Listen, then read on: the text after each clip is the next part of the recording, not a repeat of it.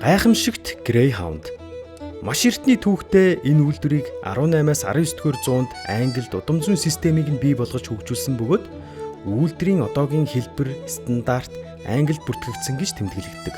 Англид үйлдвэрийн стандарт тогтсон ч Ирланд нь Greyhound-ын хөгжлийн хүчтэй төв бөгөөд дэлхийн хамгийн том үржүүлгийн төв гэж тооцогддог.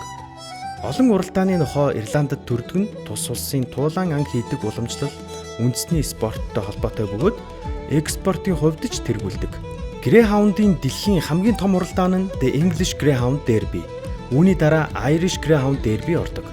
Дэлхийн мянган үржүүлэгчид эдгээр тэмцээнүүдэд шагналын мөнгөний төлөө биш, үүрнээсээ төрсөн дэлхийн одоор бахархаж ургийн модныхоо үн цэнийг баталгаажуулахын төлөө оролцдог.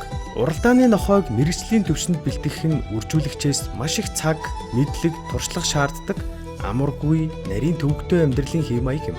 Мэргэжлийн төвшний бэлтгэл, дараах дасгал, арга хэмжээ багтдаг. Физик дасгал, богино зайд хурд сорих, дэсврийг хөгжүүлэх, хурд ба амралтын дасгал. Техник уралдааны дадлага, хиймэл тулай хөөх, гараанаас хурдан гарах, эргэлтэнд хурд алдалгүй давхих. Хооллолт, бэлтгэлийн үеийн перформанс төрлийн хоол, загасны тос, үений joints витамин өгөхийн хажуугаар илүүдэлжин хянах шаардлагатай.